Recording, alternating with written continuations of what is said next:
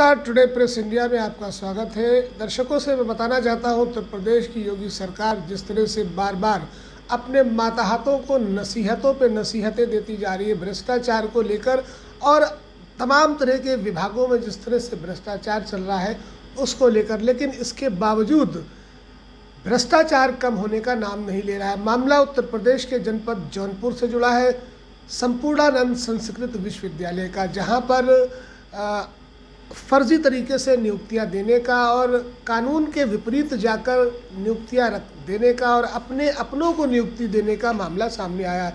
हमारे साथ इस मामले में जुड़े हैं आदर्श उपाध्याय जौनपुर से।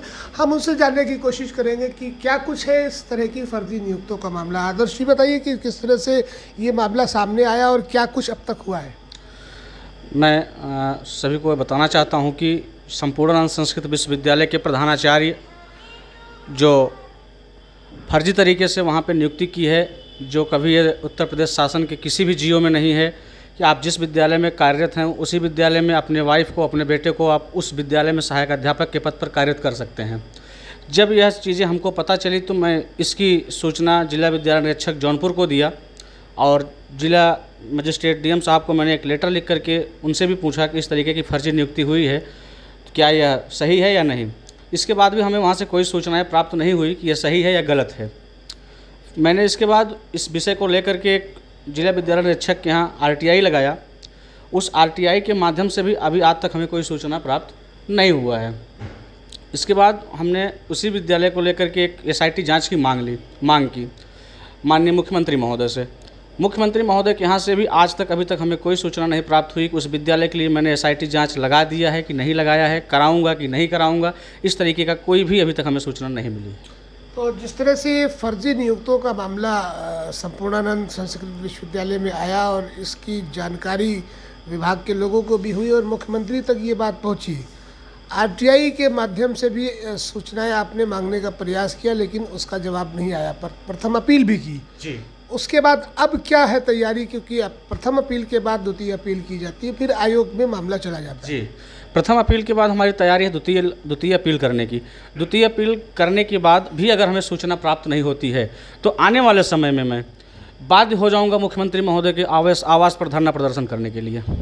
जिलाधिकारी जौनपुर की तरफ से क्या आश्वासन मिला है? जिलाधिकारी जौनपुर की तरफ से हमारे पत्र पर जिला विद्यालय निरीक्षक को हमारे पत्र को प्रेषित करते हुए उन्होंने सीधा यह कहता है कि आप जल्द से जल्द इस विद्यालय के जो भी आरोप प्रत्यारोप हैं इसको निस्तारण करिए। जिला विद्यालय निरीक्षक द्वारा जब हमें वहाँ बुलाया जाता है, तारीख पर हम लोग वहाँ पहुँचते हैं, जिला विद्यालय निरीक्षक जब सुनवाई करता है तो उनके ठीक सामने स्कूल के भ्रष्टाचार प्रधानाचार्य सीधा कहते हैं कि तुम बाहर निकलो, मैं तुमको देख लूँगा। इसके बाद ही प्रशासन मौन बैठी हुई है, कुछ कार्रवाई नहीं कर रही है।